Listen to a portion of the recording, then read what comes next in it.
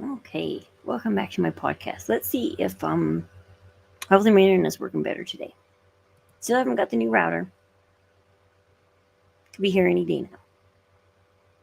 Let's see if we can get chat. Okay, I think it's actually working today. So I think I have chat today. All right. So I've been watching a lot of videos lately that I shouldn't be, but I am, but I shouldn't be, but like about. Well, it's because I was looking into the Lori Daybell case that, of course, I ran into Exmos who are now feminists who are going to talk about Lori Daybell.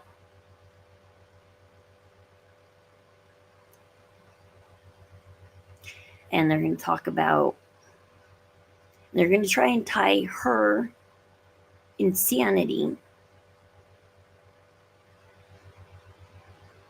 to our profit.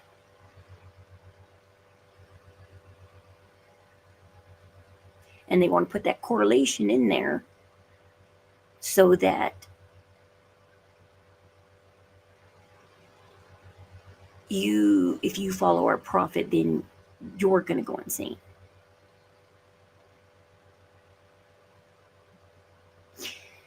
A lot of things that people don't know is there is things that are left up to personal revelation and interpretation. Church leaders aren't going to tell you what to think, take you by the hand, and constantly guide you and not let you have your free agency. Chad Daybell, I have a friend who ran a near-death experience. I've known this friend. My husband's known him since high school. That's how I met him. He was the best man at our wedding. He ran a near-death experience podcast. Just for a small time. He just did his purpose, which was connect with other people about near-death experiences and see if they were similar to his. And then it was over. He ran it for no more than what he felt need be. Now, why do some people like Chad Daybell? They write books, they go on conferences, and psycho finds psycho.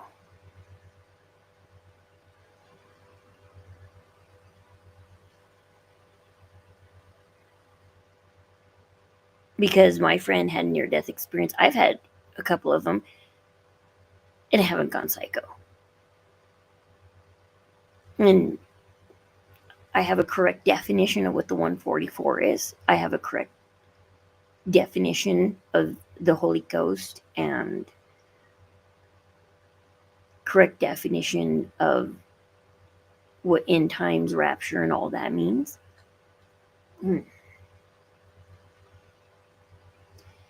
And so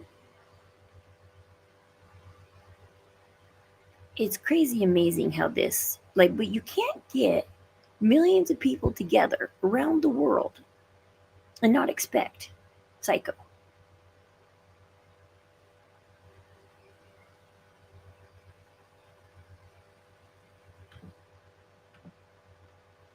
So while I was watching these people talk about Lori Daybell,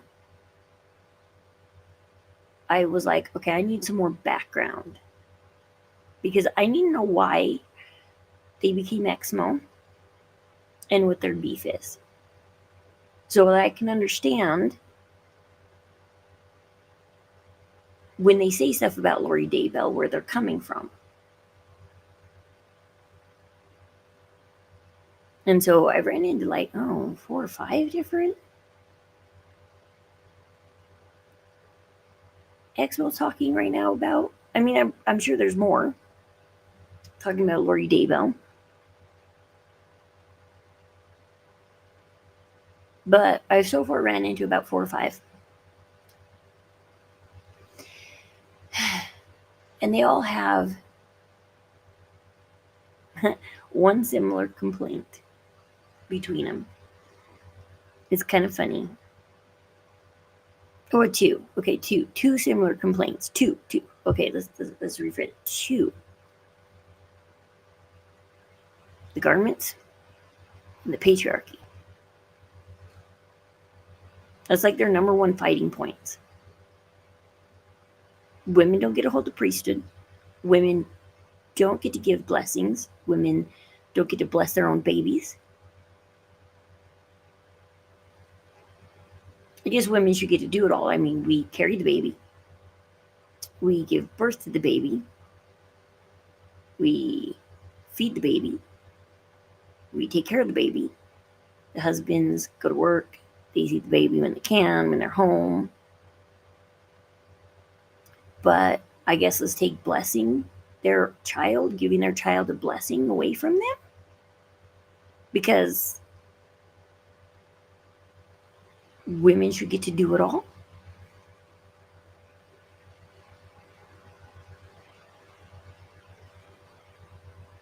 So I guess we take that away.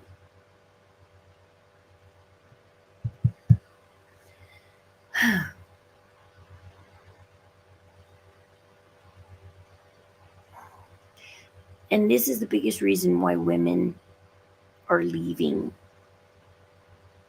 Because apparently they just want to do it all.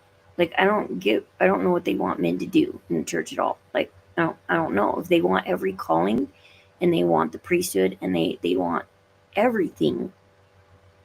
Like they haven't explained themselves yet what they want left for men.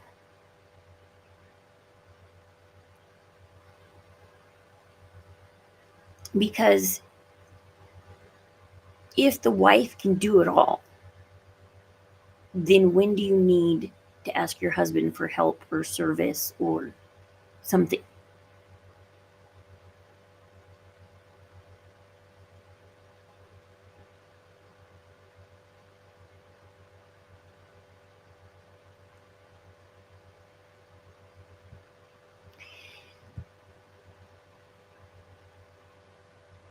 And so, I don't know.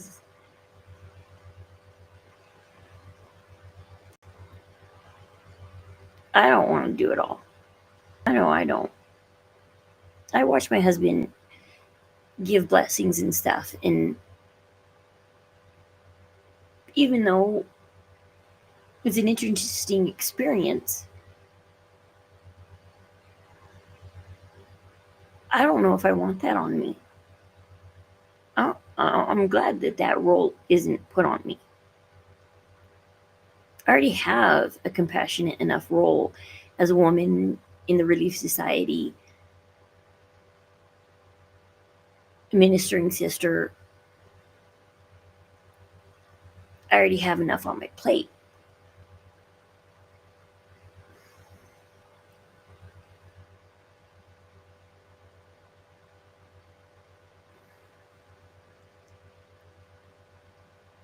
And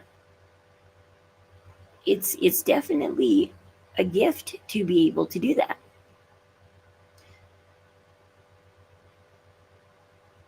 I feel guilty we didn't completely do a good job of passing that on to my two older sons on how to.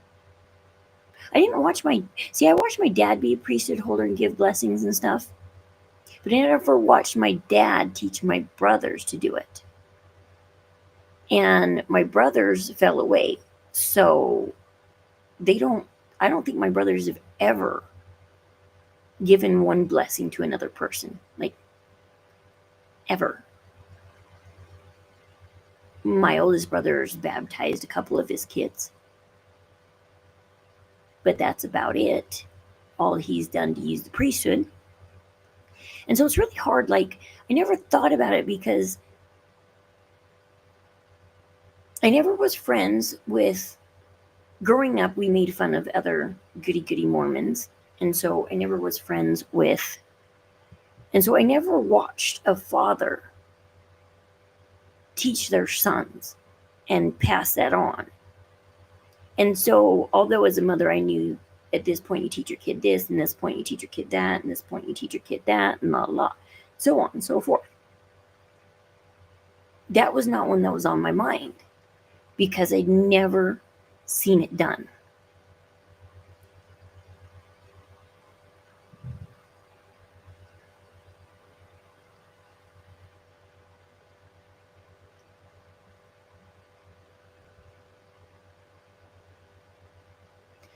And so I feel guilty that now we got to teach them as adults. And it's their choice to want to learn. And I hope they still do. They just live far away now. They live 3 hours away, so it's not like I can get to them quickly. Oh, hey, Boudica, how are you? And so I feel a little guilty that I didn't know to do that. I didn't know.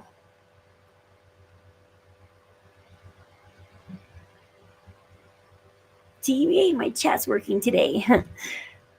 My internet's been going in and out lately.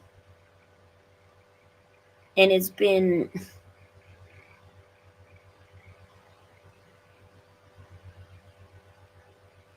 yeah, I've been looking into the Lori Daybell case, and of course I'm running into, like I said, I'm running into Exmos talking about it and talking about yeah, I tried watching some of the court. Court gets boring.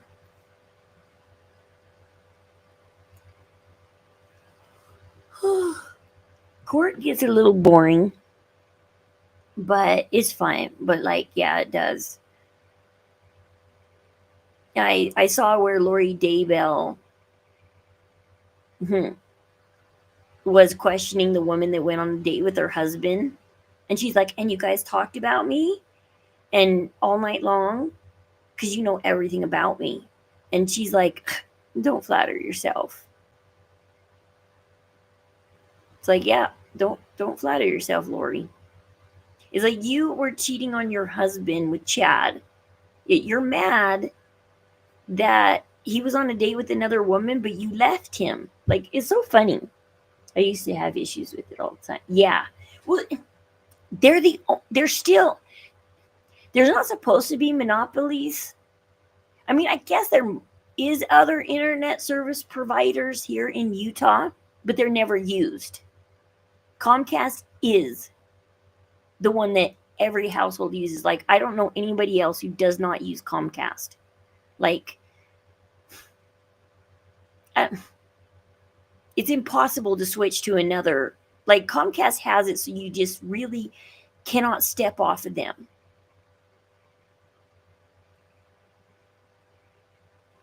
Comcast has it like locked down that they are the provider for Utah. I don't even know what other providers are out there. And then, like, if you want fiber, you have to live in certain neighborhoods, and I don't live in one of those neighborhoods either that has gotten fiber yet.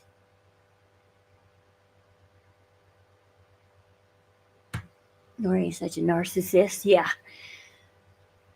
Yeah, she's like, don't flatter yourself. We didn't talk about you all night. The people were right. That chick stayed calm and cool on the stand. She did a good job staying calm and cool on the stand. Because Lori's like, hold on, Judge, I'm getting to it. My next question, I swear. And she's like, next question. Okay. Come on, Lori. Next question. It's got to make sense or the judge is going to be mad. This is why they say you have a fool for a lawyer if you're your own lawyer.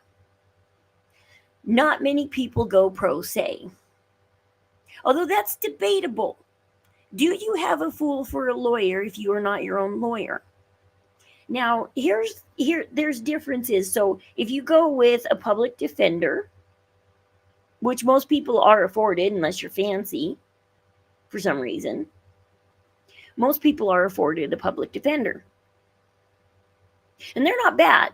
I've been represented by a few. And They can fight and they can do good.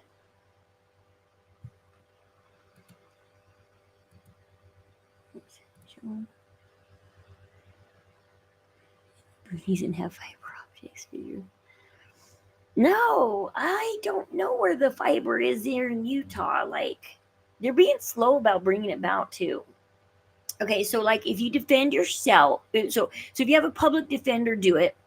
I've also had to help the public defenders and kind of push them a little bit, give them a little bit of a push, and be like, no, but the lawyers will tell you, like, if you're your own lawyer, because like when me and my husband were in court last year, our lawyers were like, okay, because we were told next court date you and your husband get to speak. And so I sat there and fretted for like 2 months.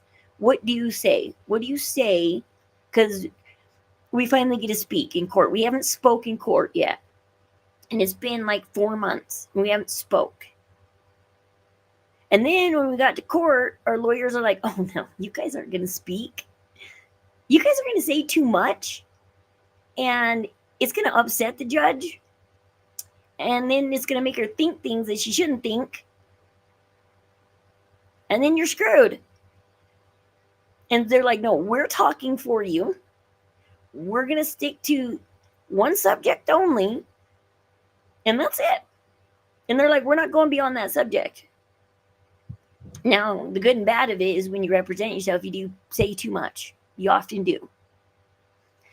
Court often goes longer than supposed. You say too much. You could make or break your case. Because like I like to tell people, you go to your public defender and you give them a folder this big full of evidence that you're innocent. And the judge sees like 2 or 3 pieces of those papers. For like every 20 pages you turn in, the judge sees 1 or 2. The judge only sees like a small percentage. Unless you represent yourself and you throw it out all in front of the judge and you're just like, here. No. And I can't talk about it online just in case anybody's watching. But I go back in 3 weeks again. It's coming to a close soon.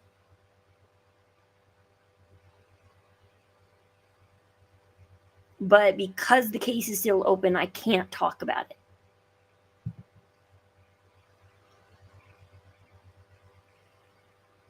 No, this has been going on way too long. Longer than it ever should have went on. Because our justice system is corrupt. This shouldn't be going on this long. This is just way insane and been going on way too long. I thought this would be over in like 2 months, 3 tops. And here I am 18 months later. Going, where did... Sometimes I think because we had a public defender, and like I said, they talk about, well, we're going to tell the judge this and nothing else.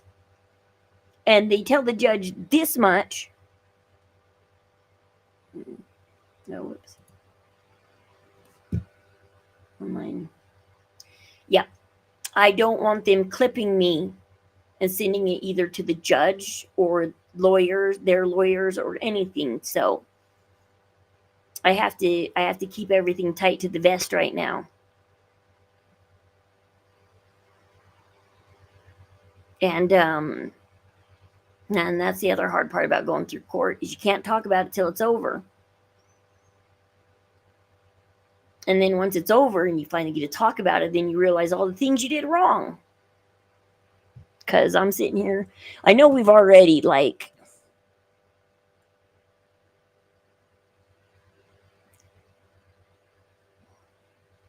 There's like, I don't know. It's hard to tell in life when you hit that fork and you got to choose a road and your lawyers say, take this fork. And so you take that fork because they say if you take this fork, this is going to happen and we don't want this to happen in court. And so they say, please take this fork. And so you take their fork And then 6 months later down the road, when nothing's happened, you're going, maybe I should have took the other fork and took the other chance. Well, you know what? Did you know they just made a new law that court cases don't have to close in a year anymore? It's open for as long as they want now. They just changed that law a couple months ago in the middle of our court case. That there is no more time frame. The time frames are gone. There used to be a 30, 60, 90, 6 months, and 1 year time frame. And those were the 5 time frames that they had to work in. And they had to have everything settled in those time frames. Abolished, done with. The state won. The state gets more leniency. And now the state gets to hold on. They can hold on for 5 years if they want. They totally can. They can hold out forever if they want. But they do have a small burden of proof. If they want more extensions, they do have to have a small burden of proof of why they want the extension. But they can ask for pretty much unlimited extensions if they find causes.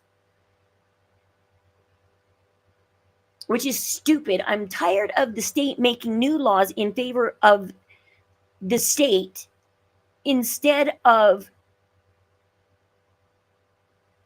the defense side. The prosecution, they always keep favoring the prosecution and giving them more and more and more ways to. I don't know how anybody can be a prosecutor. I don't know how people can be lawyers. I think we were talking about this the other day online or something about, like, oh no, I was talking to a friend who also went to court Monday. I had a friend who went to court on Monday because her abuser got caught. Not for what he did to her, because what he did to her technically didn't cross illegal lines. And so he couldn't be arrested for what he did to her. But she was a witness there, the courthouse. She did go to be a witness about his background, because he did get caught for what he did to a minor. And so he's in court for what he did to a minor. And so she went to court, and I was talking to her about what it's like being in court and stuff.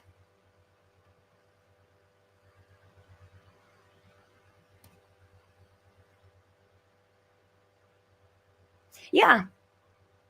Like, they are trying to get rid of our rights to. We've always had the right to speedy trials and due process in this country. And they really are trying to rip up that Constitution. They're trying to get rid of the fact that we have all these rights to due process and speedy trials. There's a reason why you have a right to a speedy trial. It's so that the witnesses don't have to sit there for 5 years and say, remember your story, remember your story, remember your story. They want to get the witnesses on the stand fresh, remembering the story like it was yesterday. Because there are some people who can't remember the story years later, or they change their story years later, or there's time for cops to coerce people to change their stories, to threaten and coerce. So the longer you let court go on, the more play that goes on in the background. Pass the death penalty for, I think Utah did that too, or something. Like, what did Utah do? I think my husband said something about Utah is allowing firing squads for that. Like, not just death penalty, like firing squad death penalty. Like, it's like, no, you don't get to go to sleep kind of penalty. No, you're going to face a firing squad. Because people are finally cracking down on these. I can't believe, see, the world is so crooked on these, what's the politically correct way to say, child attracted adult or something, an adult that's has a child attraction or something like that. Like, oh no, it's okay. Like, it's just an adult with a child attraction, you guys. And people get down on the LDS church for their polygamy, and in the days of their polygamy, they married 14, 15-year-olds. But then again, 200 years ago, it was only 200 years ago that women were getting married at 14, 15, 13. Depends on when you matured. And people don't understand that. Like, as soon as a woman matured, the parents were like, okay, marry her off. And so all these stories people love, Romeo, Juliet, all that, Pride and Prejudice, all that, these girls were like 13, 14, 15, 16. They're all underage. Because back just 200 years ago,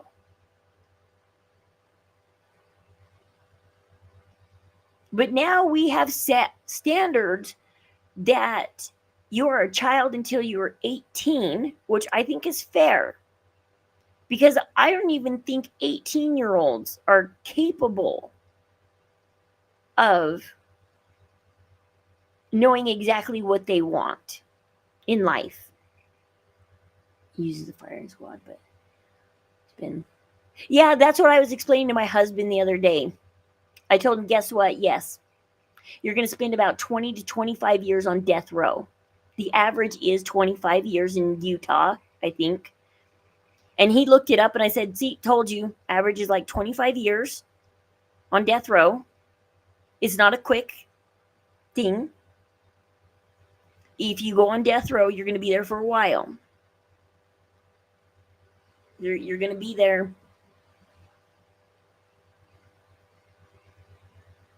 It's kind of funny that, because they say it actually costs more to execute a prisoner than it does to keep one.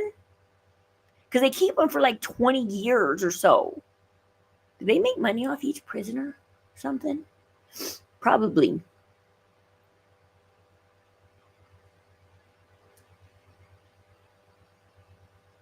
Did you see the interview with Lori Daybell? When they asked Lori, they said, how are you dealing with your new life is in prison now?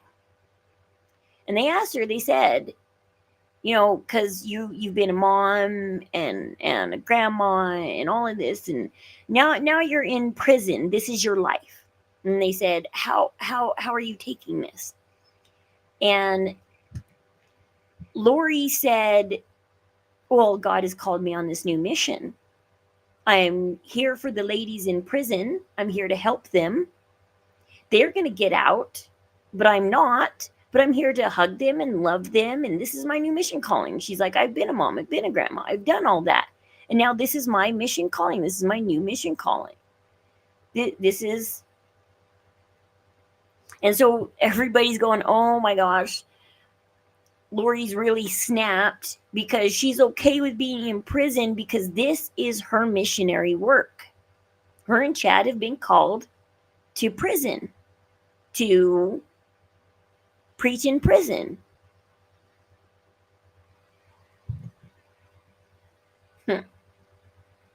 Quite the mission call, right?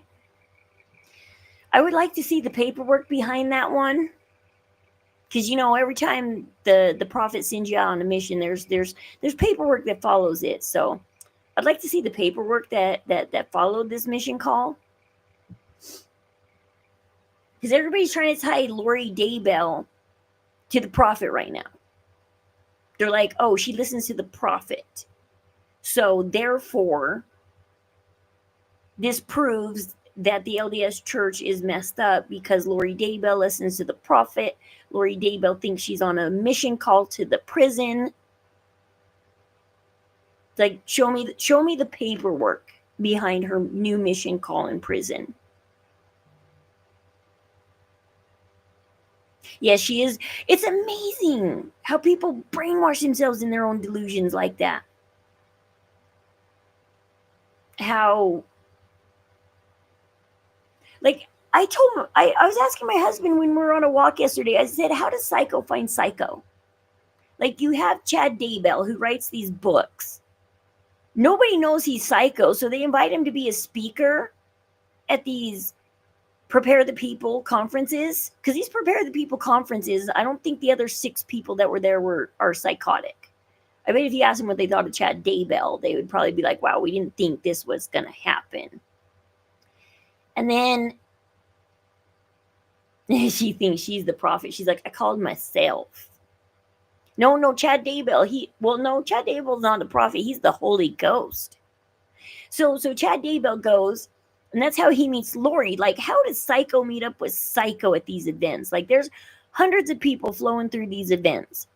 There's a lot of people in that room standing there watching Chad Daybell talk. How do you spot Psycho across the room and like, I'm going to go tell her that she's one of the 144 and she's transfigured, and I'm going to tell her I'm the Holy Ghost and I'm here to collect her, and we need to get working on our 5th marriage because we've been married 4 times in our past lives, and she's been on like 21 different lives on multiple planets, 4 on this planet. Like, that's quite the pickup line. Like, Chad Daybell walks up to her and he's like, oh yeah, baby, you're one of the 144. I'm the Holy Ghost. I'm here to collect you. And then she's like, oh my gosh, yeah. Oh, I am transfigured, ain't I? I got a +5 light. It's like, let's go. I'm just like, how does that happen? How does that happen? I'm just imagining this first time meeting up between these two. The pickup line that Chad uses. Oh yeah, and don't worry, our spouses turn out they have like zombies and demons in them, and we're gonna unalive them anyway. So don't worry that you have a husband and I have a wife. We'll take care of that. It's like we're meant to be together for this 5th marriage. And also, Lori Daybell thinks that she is the reincarnated Emma Smith, too. So her delusions go even farther because she thinks she's Emma Smith. She's not just anybody reincarnated. She's a reincarnated Emma Smith. So she's been married to the prophet Joseph Smith. So maybe that's where she also gets the whole I'm a prophet kind of thing, because she's like, I'm Emma Smith.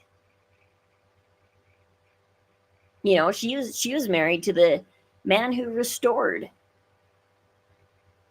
the gospel to the earth. And now all of a sudden she remembers it because Chad told her it. All of a sudden she's like, oh yeah, that's right. I was Emma in a past life. And so now she's put herself in prison on her calling. And well, these people made this podcast the other day. I was watching it, and they're like, does Lori Daybell listen to the prophet? I didn't make it through the podcast because I cut the podcast halfway through because I wanted to get a backstory on why they hated the LDS church so much, why they left it. Well, number one, patriarchy, because that's in their names, their YouTube names. They hate the patriarchy. They think they're escaped trad wives. History because Emma Smith didn't condone. No, Emma Smith actually even burned the one about polygamy. She set it on fire. Emma Smith did not blindly follow Joseph. And when Joseph died, she fought with Brigham and didn't even blindly follow Brigham. And one time there was this conversation between Joseph and Hiram. Joseph was translating the Book of Mormon or something like that, I think it was. And Hiram says, I got to go show this to Emma. He's like, I got to go tell her this. And Joseph said, I wouldn't go talk to Emma. He goes, I know Emma. And he goes, if I were you, Hiram, I just leave Emma alone. And Hiram's like, no, I got to go talk to Emma. And so he goes and he talks to him, and he comes back with his tail between his legs, Joseph. And he's like, okay. He's like, I shouldn't have talked to Emma. He's like, yeah. It's like, because Emma didn't accept everything blindly right away. Emma read things for herself. She got her own personal revelation. She ultimately talked to Joseph and accepted polygamy, but not right away. No, she actually set it on fire. Joseph gave her the scroll with the new commandment on it, and she's like, flame on. She's like, that's what I think.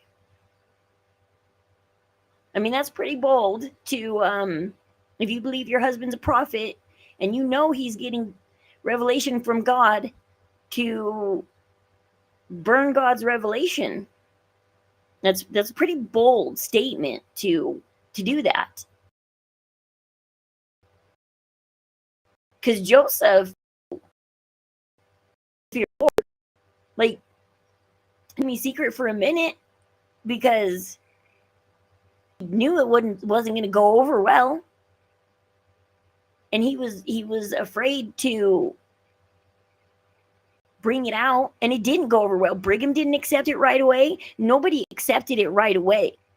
It took some time. Oliver Cowdery, this is one of the things, the stones that broke the camel's back that got him to leave.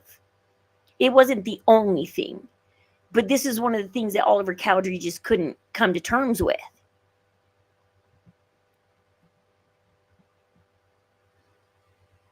And even after Joseph died, Emma still couldn't come to terms with it, so much so that when this guy, so Emma and her children did not start the reorganized LDS church.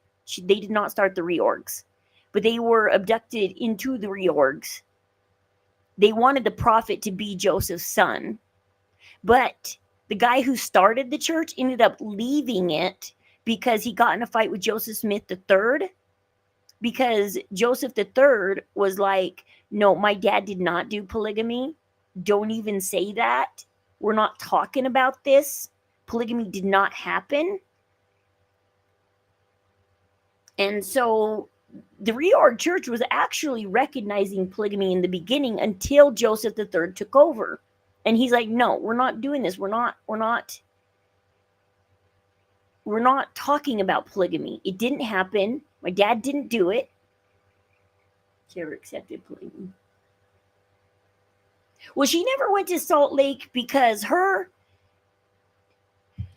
and Joseph had finally built a life in Nauvoo. Brigham wanted to take Joseph's body to Salt Lake, Joseph and Hiram's body. But Emma, I'm a little upset at this part, and maybe grief just does something to people or something, but like, Lucy Mack Smith was really old at this point, and she was taking care of Lucy, and her and Brigham also fought over property, because Joseph Smith did acquire some property and things during the course of his life, but they were living the law of consecration, so everything Joseph owned was actually church property. Everybody's property was church property. And this is one of the reasons also why Oliver Cowdery left, because he sold off some church property without Joseph Smith's permission. And so this property that the church owned, whether it was in Joseph's name or not, was not Joseph's. But Emma wanted it to be. One of the reasons she had a problem with polygamy is she told Joseph, what if your second or third or fifth wife wants our house after you die? What am I supposed to do? How am I supposed to raise our kids if we get kicked out of our house? And Joseph said, okay, fine, I will put a house in your name. Or I will put a house in Joseph III's name or Don Carlos's name or something, but I will make sure you have property when I die. And so it was like, there's just so much to why Emma fell out. There's just so much. Because when Joseph Smith passed away, Brigham wasn't in Nauvoo when it happened. He came to Nauvoo a month later.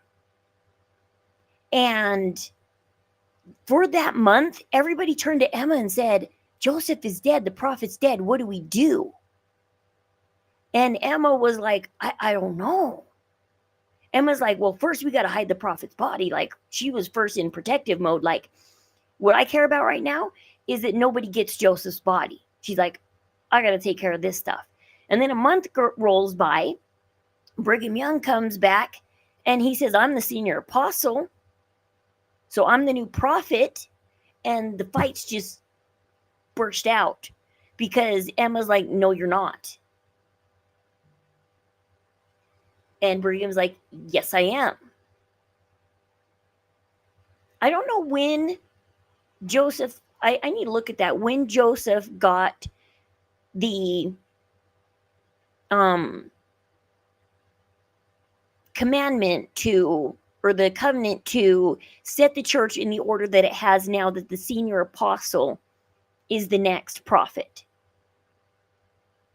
Because that's what happened, is Brigham Young knew who the next prophet was. He knew it was him. He knew he was the senior apostle. Brigham Young knew the order in which people became prophet. And later on, the saints talk about it was manifested that Brigham Young was to be the next prophet. And Emma just couldn't do it. Plus, she was also scared of the mobs that were still around. The mobs were still going after church members. When Emma left the church, the mobs got what they wanted. They took out Joseph Smith and they got his wife and some of the members to leave. Because that's what the mobs wanted. They thought, okay, if we killed Joseph and Hiram, we killed the two leaders of this organization. Anytime you have a true cult, if you kill the leader, if you take out the leader, the whole thing falls apart. Unless somebody, like in Scientology, Davis Miscavige took over, somebody does take over. And so anytime you have a cult, you're just like, okay, well, we'll just take out the leader and it'll dissipate. But instead, Brigham said, no, we're all going west. This isn't Zion out here. We're all going west. And 70,000 people left west with him the first time. And so it's like a crazy story that I'm still in the middle of discovering a lot of it. I'm reading books and stuff right now, trying to discover what ultimately happened when Joseph died. I've been reading a lot of books and stuff, trying to figure out I'm trying to piece together the puzzles of what happened to the early church. Because before Joseph died, Emma was so devout towards the church. She was like, she would do anything and go anywhere for Joseph in the church. She would, I mean, she's the reason we have Joseph Smith translation papers, because she saved them. Nobody else in the church knew about him and saved them. She did. While he was in prison, she saved them and took him to Nauvoo. But she also, when Joseph died, those were one of the possessions she kept and hoarded and told Brigham he couldn't have. And so when Joseph died, Emma did this flip side and was like, I'm not doing anything more for the church. I'm not helping the church. Well, I guess it was because Emma did ask Brigham, and this was kind of I don't know how to feel about this, but I guess Emma did go to Brigham and say, look, I'm Joseph's wife and I have his 5 kids and we need the church to take care of us. And Brigham said, no, I'll take care of Lucy Mack Smith, but no, we're not going to take care of you. Now, I don't know exactly how the conversation went. I don't think it was that simple. I know the simple version, which is Brigham said no. So I can't fully understand why Brigham did what he did, because I don't know the full conversation between him and Emma. And that's why Emma married Louis Bideman, because she needed a husband and she needed protection. And Brigham said, nah. Brigham said, you're welcome to come with us to Salt Lake, but I'm not taking care of you. Was it that Emma wanted to become one of his wives or something? And he said no? And he didn't want to marry the prophet's wife?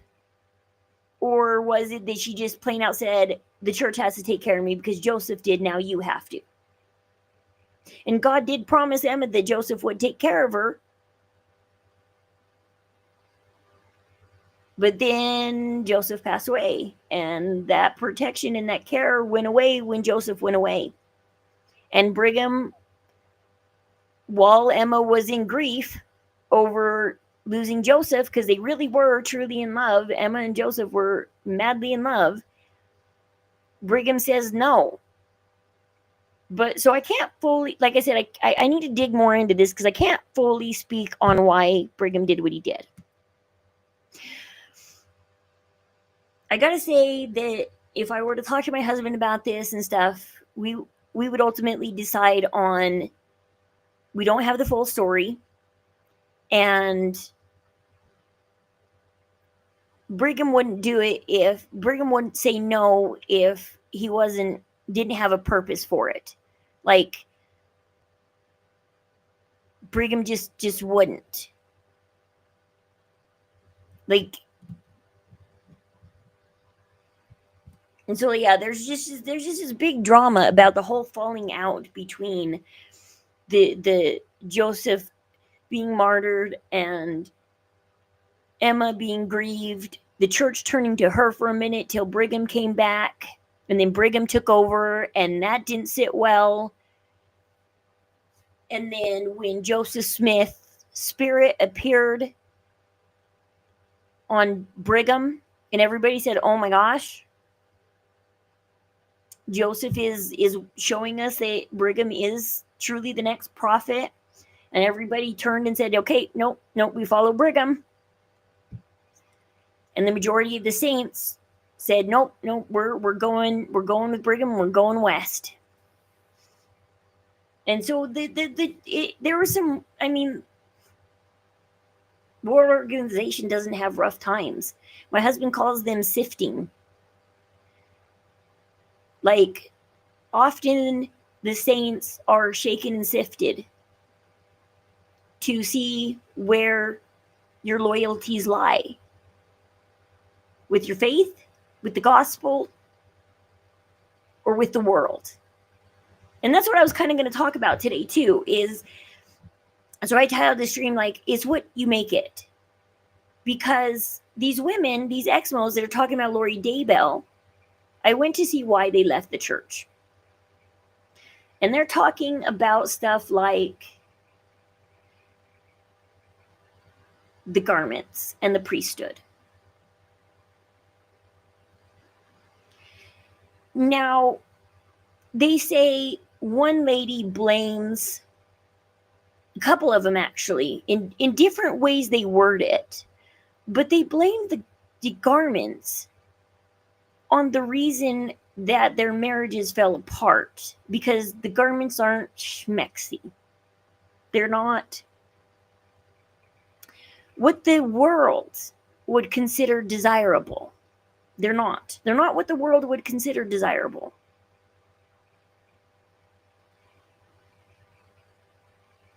But that's okay, because that's the world. Once again, this is a sifting. One lady says, well, she's like, well, and so like they're not smexy in the first place. And then she's like, after I'm done doing the deed with my husband, like, I can't lay there in the all natural with him because I got to hurry up and put my G's back on so I can have this ultimate protection. Well, people don't realize that that's kind of idolatry. Like, oftentimes we wear things that symbolize commitments we've made. I wear this wedding ring symbolizing I'm married, that I made this commitment. People wear tattoos and stuff symbolizing their stories, their commitments.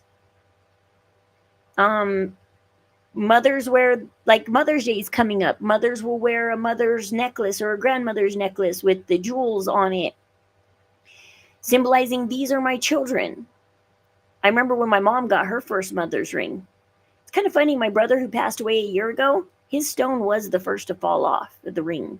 The other 4 stayed on tight. And it was kind of like, how come we're like, that's kind of weird that his stone fell off.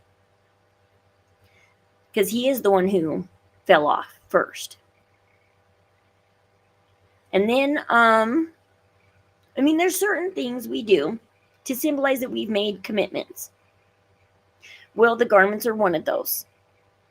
It symbolizes a lot of things. The commitment you make, the commitment to modesty, because it does draw the lines of modesty. If you're showing off your garments, you should probably alter the clothing or change your clothes, but you should never alter the garment to fit the world. You alter your worldly clothes to fit your garment. And people mistake that there's a lot of things that go on.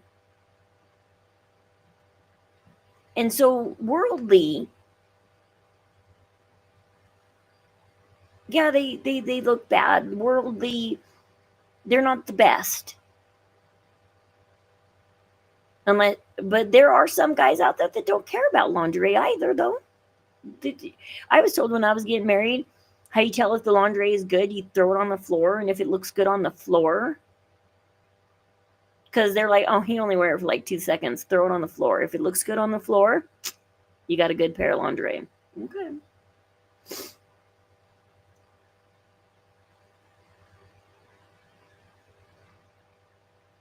But so yeah, there's the worldly view, and so if they say that these wrecked their lives, it's because they were too into what the world said. And one of them, you can tell, was it too into what the world said, because every time they talked about their Mormon life, they talked about, oh, I was doing this in the church and this is a point of pride. Well, we're not supposed to be prideful. We're supposed to be humble and meek. And so by saying this is a point of pride, you're saying, oh, I care about what the world thinks and what I'm doing, and I got this high calling. So this is a point of pride for me because, like, I get this calling.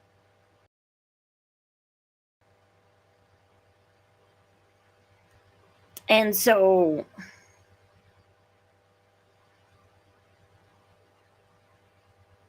you can tell that they're just too worldly focused. You should never take a calling because of the point of pride that it carries. If it's a point of pride, you need to work on that.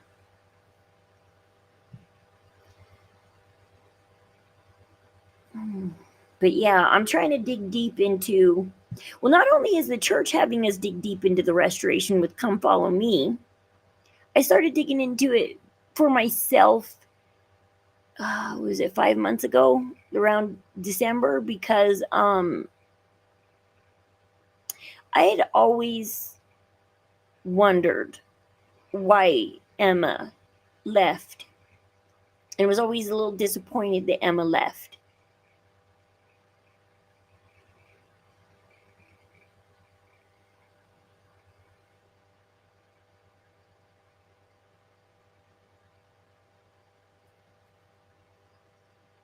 And so now I've been trying to dive deep and look into it, and I talk to some of my friends in the ward and get their thoughts on it and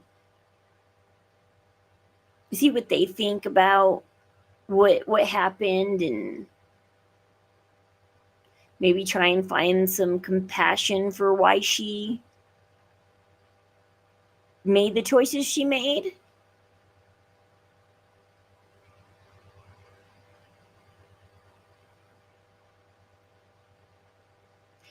because it makes it look like her faith was in her husband and not the Lord.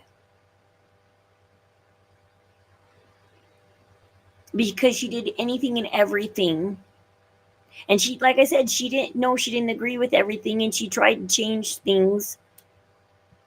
They couldn't, though. Joseph couldn't change things. He could pray about it. He learned from losing those 116 pages to never pray and change something because you want it changed. It was a hard lesson for Joseph in the beginning. Him and Martin Harris losing those 116 pages, but it was a hard lesson Joseph needed to learn to lead the church, because when you get 100,000 people following you, not every single one of them is going to be okay with everything you say, and they're going to question it. And Joseph needed to learn to stand up and say, you don't question the Lord. And his early life and testimony stands there as that witness that I did it once and it didn't go well. And now we lost the book of Lehi because of it. And we get tidbits here and there of the book of Lehi because there was at least 10 or more people that read those 116 pages and talked about it and knew what was in them before they were lost. And so we get like we know that. So when they say, when Moroni said, no, you're going to not retranslate the 116, but you're going to translate this smaller part that covers a similar time frame, we know that that's Nephi talking. It's actually, I think, first Nephi covering the book of Lehi, but this isn't Nephi's words. And then Lehi, the 116 pages are Lehi's take on everything that was going on when they, from the moment they left Jerusalem and went into the wilderness. You have Lehi's version of his side of the story, and then you have Nephi's, and we have Nephi's in the Book of Mormon. And so yeah, and it goes like that.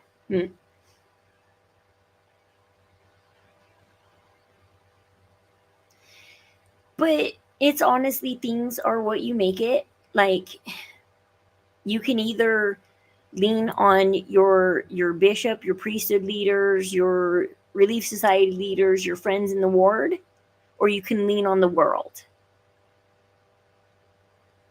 Because there's a few women out there that say the garments ruined their marriage.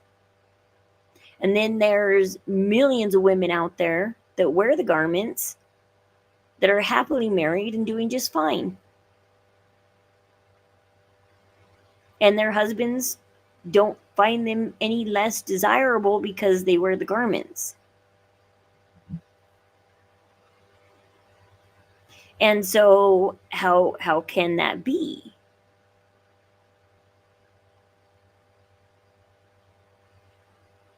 Some of these things that these feminist Exmos say, I can look back on some of my life and say, you know, I did try and make every excuse in my past to not wear the garment. Like, I would make the exercise excuse or something. And but the other day I was on X and somebody asked a question about exercising and said, should I take off the garment? Some people say yes and some people say no. And I went on there and I said, no, you don't have to. Women get like 5 or 6 different styles of garments that we get to choose from, fabrics. There's like the Driscollesque or whatever that's satiny, and then you have the cotton poly, you have the cotton blend, and then you have the mesh. And I told them, I said, if you buy a set of mesh, if you don't like the mesh, at least just buy a set to wear under your exercise clothes, because the mesh will allow you to sweat and it won't stain as easy, and it bleaches very nicely.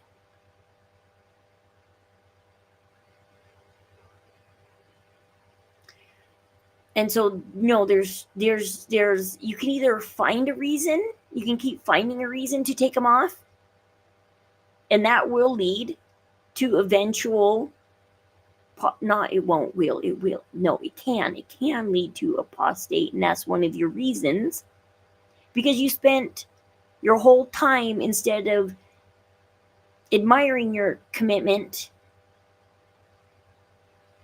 covenant you made excuses. And or you can quit making excuses and you can just follow the rules. Which, one of these women, they really don't like rules. Like, she's totally apostate because she cannot handle rules. She just really can't. It burns her to follow rules.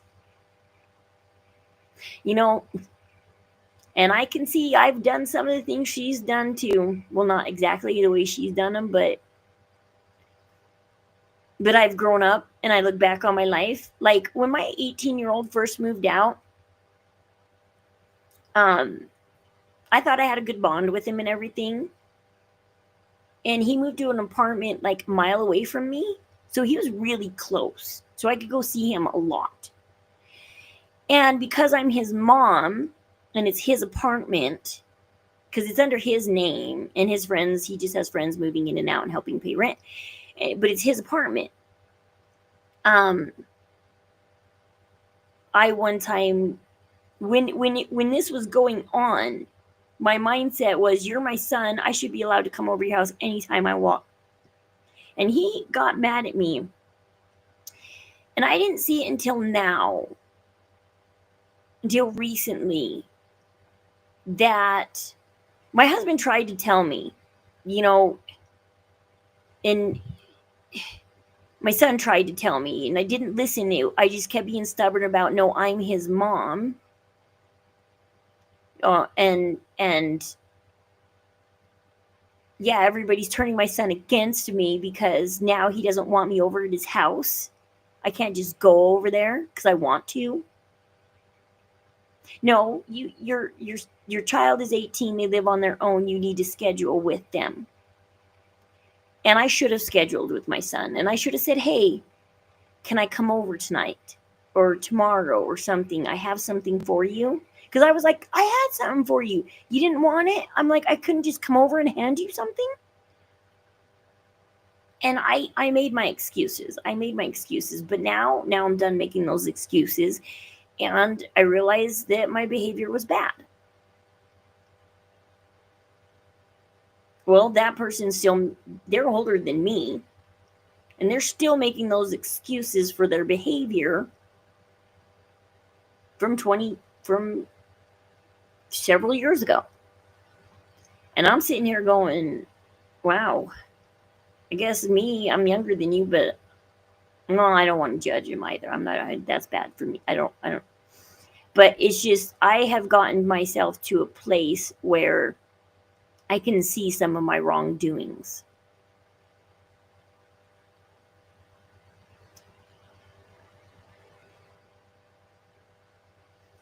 Oh, I got a meeting in a half an hour. I'm not looking forward to it. I don't want to go to it. I'm trying not to be angry. I'm trying to be okay. I'm trying.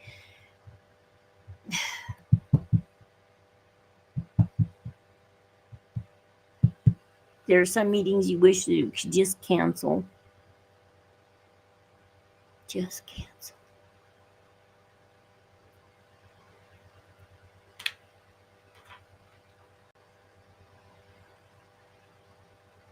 But yeah.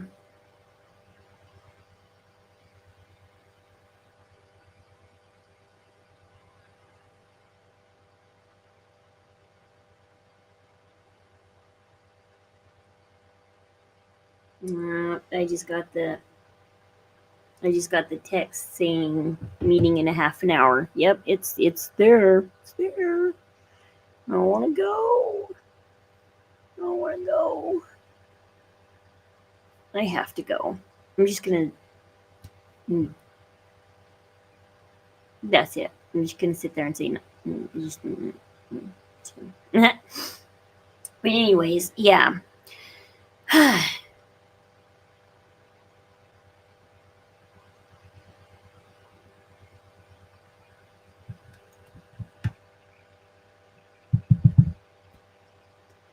But I mean, that's pretty much it. I don't know.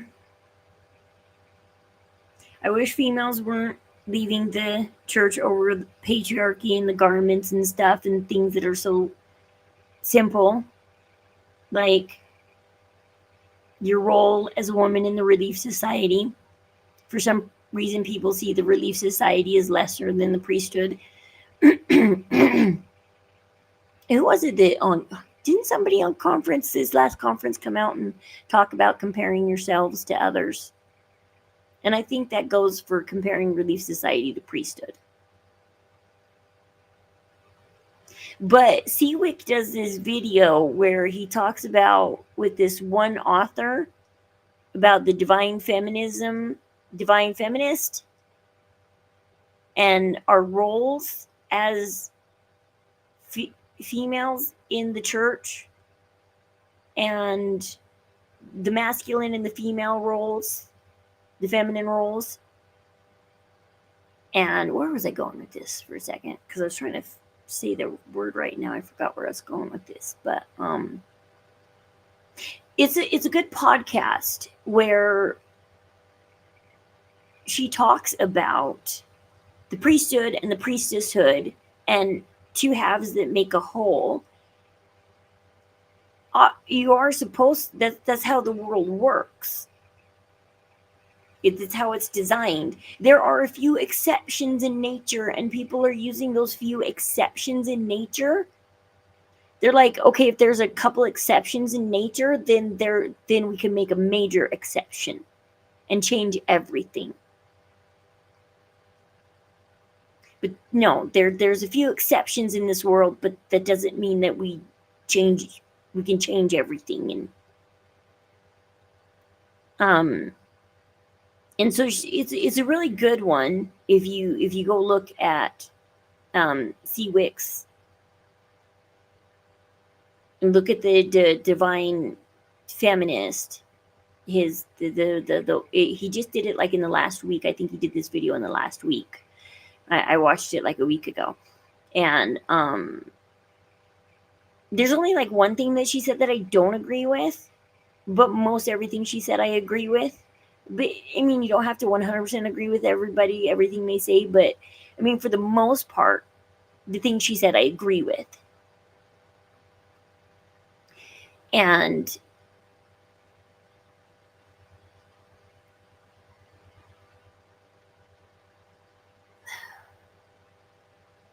I did a talk on where I did a video a couple weeks or a month ago or something about, like, I love the promise that Emma made God, because I think that gives us a hint of where our Heavenly Mother is. And this is the way things have always been designed, and the way things always should be. So much so that our Heavenly Mother has the same promise that Emma has that we should take on too. Emma's the first human to take on this promise and to be the example. Humans aren't perfect. Emma's not perfect. When Joseph Smith passed away, she did falter because the promise told her not to be prideful. It told her to seek for better things, not of this world. And as soon as Joseph died, all she did was seek for things of this world and property, and her pride hit. And she couldn't just humble herself and realize that polygamy was called for a moment, for a reason. And like I said, the book I'm reading right now is written by Joseph Smith's great-great-granddaughter, and she talks about how she was raised in the Smith family.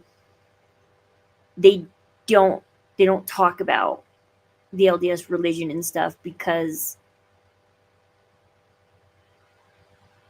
Like, it's this big sore topic for it's sad that this is a sore topic for Joseph Smith's children.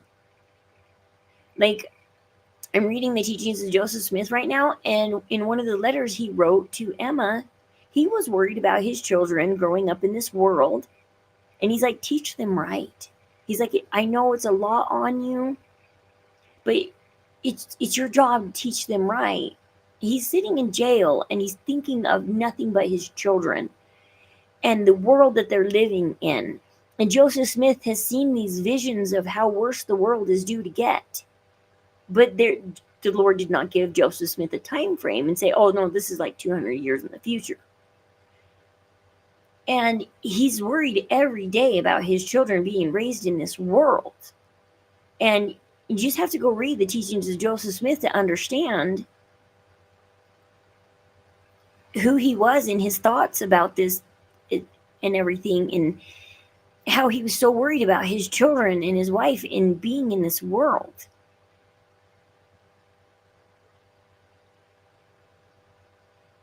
And I love how he signs off his letters and stuff, and I love some of the things he says in his letters, and he's just so funny and cute, and you can tell he really loves his family and his wife and his dog, and he really is that true, like, playful, fun prophet that,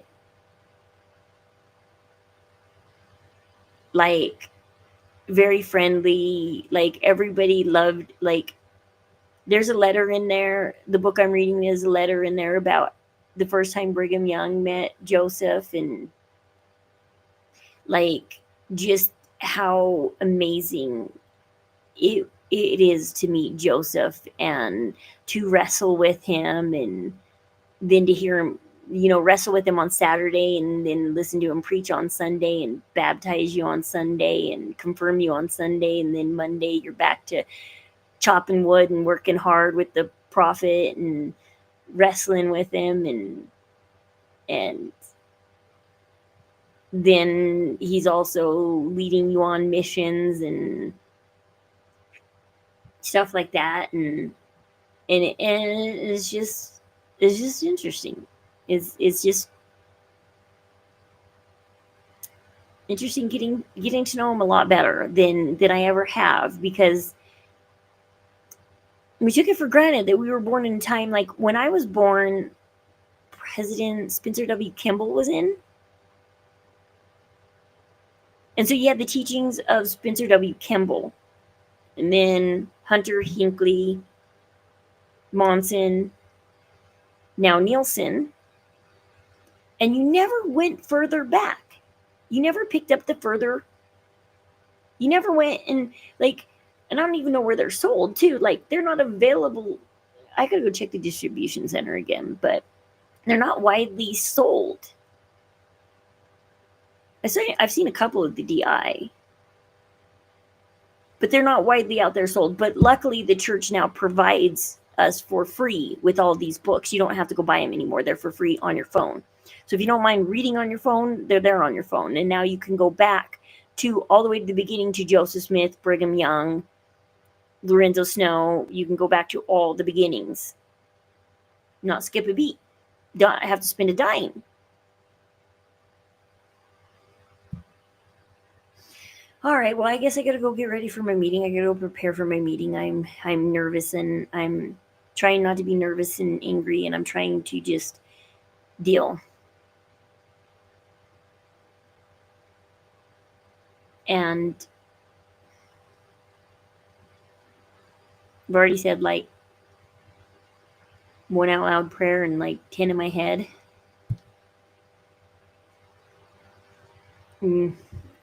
Trying to get through this moment in time. But I will come back on later. I made some peach cobbler the other day that turned out good. Except for I want to change up the recipe just a little bit. So maybe I'll make the peach cobbler again. But this time we're going to change it up just a tiny bit, because I don't like how thick and heavy it is. So I'm thinking of separating the eggs and whipping up the egg whites to make it a little bit fluffier and lighter. So look for me to come and make some peach cobbler. We're going to show you guys how to make a keto-friendly peach cobbler. But I'm going to see if we can make it a little on the fluffier side. So we'll half the recipe because we're playing with this, so I don't want to waste a lot of ingredients. So we're going to half the recipe because we don't need a full recipe because I still got some in my fridge because it takes flour and my husband doesn't eat a lot of flour every day, even if it's keto-friendly flour like almond flour, because it's still carb. And he's still doing really good on his weight loss journey, and hopefully his liver is healing. And so we'll make this peach cobbler, but we're going to make it a little on the fluffier side, I think. Because I want to see if I can also make it a little on the fluffier side, because I don't want to use this just for peach cobbler, because I think this would make a good white cake also. So I'm looking at this as a white cake and not just a peach cobbler. And so now I need to come up with a keto-friendly frosting, because I don't have powdered sugar yet. I'm going to Winco this weekend. I'm going to see if they have powdered sugar in bulk. Maybe monk fruit powdered sugar or something. Because I use monk fruit sugar instead of regular granulated sugar in my recipes. And so, but right now what I am using to make frosting is just monk fruit sugar and whipped topping. The heavy whipping cream, and whip it up. And if I want to turn it chocolate, I accidentally bought some whey protein chocolate flavored. I didn't check the flavoring before I bought it. And so I can turn it chocolate because I do have that whey protein. All right, so look for some more videos from me and let me know down in the comment section what else you want me to talk about. And I will keep looking further into this Lori Daybell case and stuff and other cases that pertain. And we'll see you guys later.